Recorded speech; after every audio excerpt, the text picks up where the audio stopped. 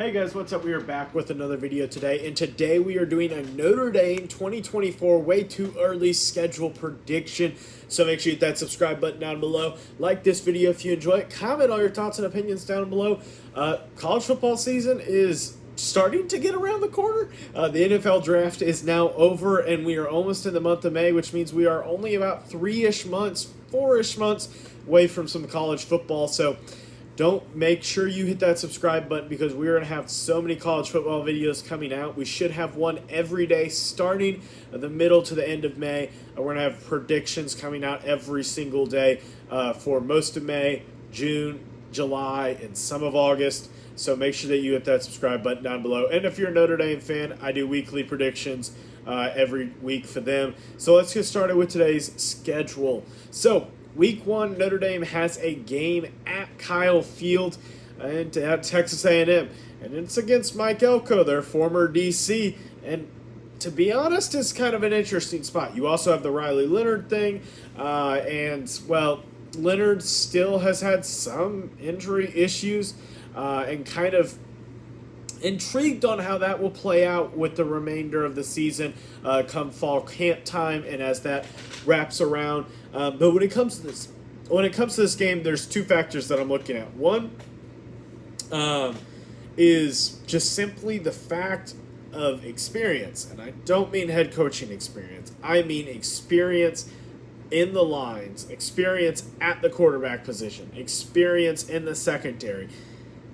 And it leans towards Notre Dame. Just simply put, Notre Dame is way more experienced. Second thing, I look at who's more explosive. We're looking at safeties. We're looking at cornerbacks. We're looking at wide receivers. We're looking at running backs. All of those positions except wide receiver. And wide receiver is a 50-50 one. It kind of depends on how the Notre Dame transfers go. But I'd give all of them to Notre Dame. The skill positions are just simply put Notre Dame. And to be honest, when it comes to the secondary, there aren't many schools that would rival even Notre Dame, much less beat them. I think Notre Dame is a top 3 secondary in the country and possibly even the number 1 secondary. It kind of depends on how you want to split hairs, with that being led by Benjamin Morrison and Xavier Watts. Then you have the second game of the week. Or of the year. You got Northern Iowa coming to town for first home game. Got a W. Shouldn't have any issue there. Northern Iowa has struggled in and out. Has not been like the same Northern Iowa team that won 10 games or stuff like that. So you'll have no issue against Northern Iowa. Then you got a game at Purdue. You got a second-year head coach. Kind of plays an interesting factor there. They had some successes, but nothing dramatic. I do think that Notre Dame does end up getting a win here in West Lafayette. But Purdue also does upset some teams, obviously. That was partially under the previous coaching, and we'll get to Louisville there in a second. But when it comes to this team, I think that when you look at Purdue, you shouldn't have much of an issue when it comes to this team. And I think that you should be able to finish 3-0 to start off your schedule. Then you have a home game against Miami of Ohio, and I think that you're able to get a win there. I think that you don't have many issues when it comes to this team. You'll be able to beat the Red Hawks, no issue, and I think have a easy time doing it. Then you have Louisville. Louisville's at home. Last year you lost, but there's a couple of factors that need to be displayed. One, you don't have Jack Plummer anymore, which is not the worst thing in the world. Plummer wasn't a great quarterback, but he wasn't terrible either. Louisville could upgrade at that position a little bit. We'll see. I'm kind of interested to see on who wins the quarterback position. But doesn't change the fact that Notre Dame was coming off a really, really tough stretch of games. You had Duke. You had Ohio State. In the game after, you had Southern Cal, your biggest rival. And Notre Dame lost to Louisville in between.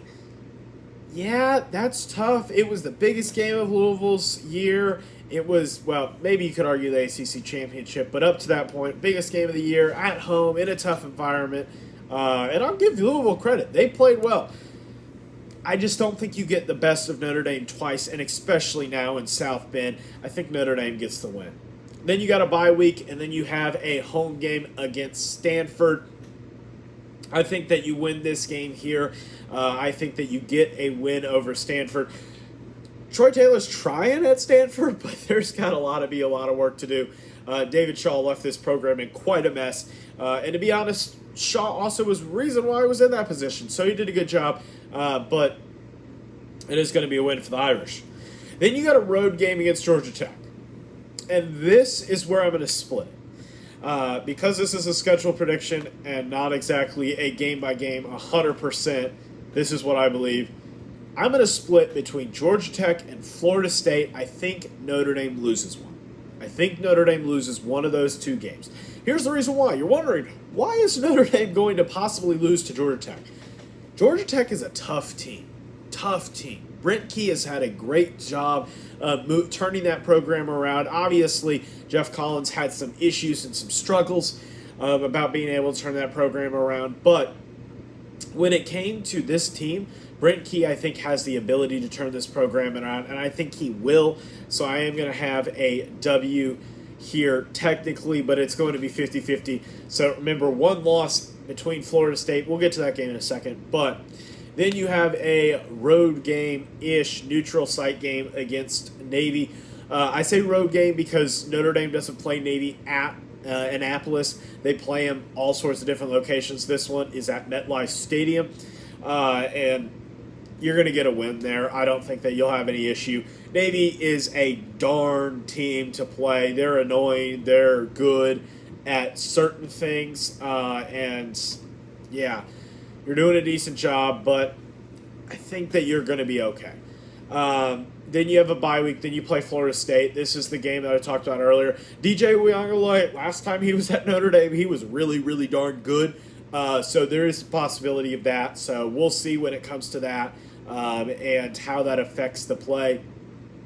But at the end of the day, I do trust that Notre Dame will have some experience. But we'll see. I split that there. Then you got Virginia at home. Virginia and Tony Elliott, bad hire. Didn't like him from the beginning. I don't think he's good. I don't think that this Virginia team's any good. I think the Notre Dame Fighting Irish get a W.